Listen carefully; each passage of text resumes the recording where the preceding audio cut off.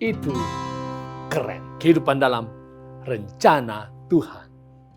Apakah Anda punya musuh? Bagaimana cara Anda menghadapinya? Dunia ini penuh dengan konflik, pertikaian, pertentangan, perseteruan.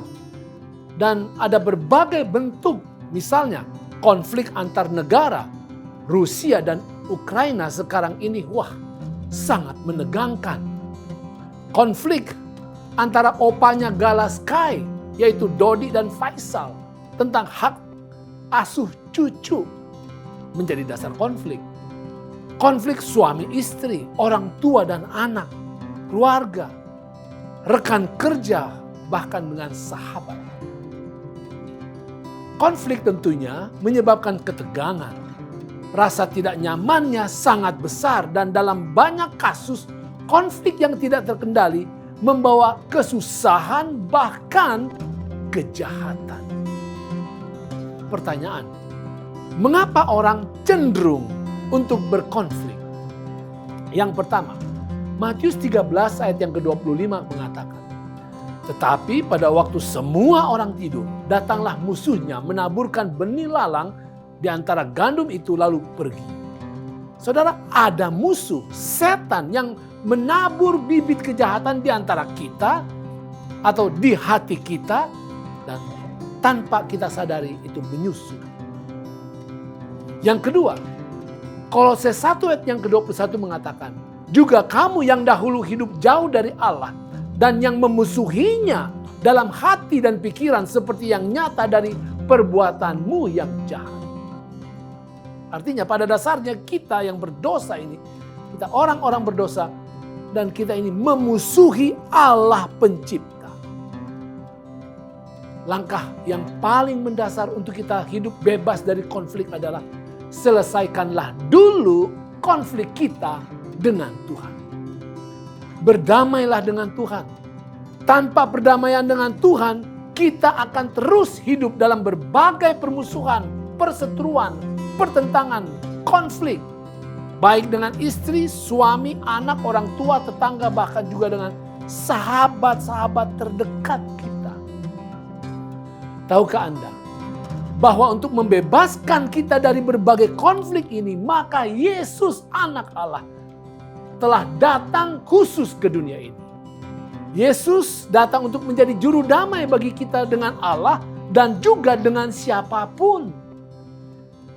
Setelah mati di kayu salib, Yesus bangkit dan dia kembali ke surga, maka di sana Yesus mempunyai suatu tugas pelayanan yang baru.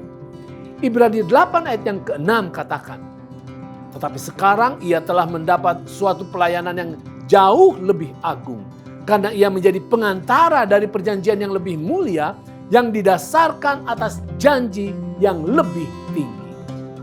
Itu dia saudara, tugas pelayanan Yesus di surga adalah sebagai pengantara. Mesites, itu dalam bahasa asli Alkitabnya. Istilah Yunani, mesites, pengantara, berasal dari kata mesos, tengah. Dan berarti orang yang berjalan atau berdiri di tengah. Itu adalah istilah teknis yang merujuk kepada seseorang yang memenuhi satu atau lebih banyak fungsi. Antara lain, pertama, dia menjadi penengah antara dua pihak atau lebih. Yang kedua, dia menjadi negosiator antara perantara bisnis. Yang ketiga, dia adalah saksi dalam arti yang sah.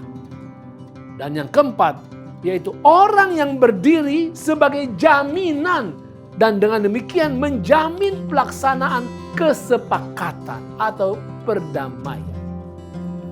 Istilah bahasa Indonesia pengantara itu adalah terjemahan yang terlalu sempit untuk mesites. Karena itu hanya terfokus pada 2 atau 3 penggunaan pertama dari istilah Yunani itu. Alkitab justru menekankan fungsi yang keempat, yaitu Yesus di dalam menyelesaikan perselisihan antara Bapa dan manusia, bahkan konflik apapun, Yesus juga adalah penjamin atau dia adalah jaminannya. Artinya, Yesus menjamin bahwa seluruh tuntutan perjanjian akan dipenuhi tidak akan ada yang dirugikan. Saudara, apakah Anda sedang berkonflik? Datanglah kepada Tuhan. Yesus menjamin bahwa Anda tidak akan pernah ditolak. Saudara, berdamailah dengan siapapun yang sedang berseteru dengan Anda. Yesus menjamin bahwa Anda tidak akan dirugikan. Justru Anda akan memperoleh berkat berlimpah dan juga damai sejahtera. Itu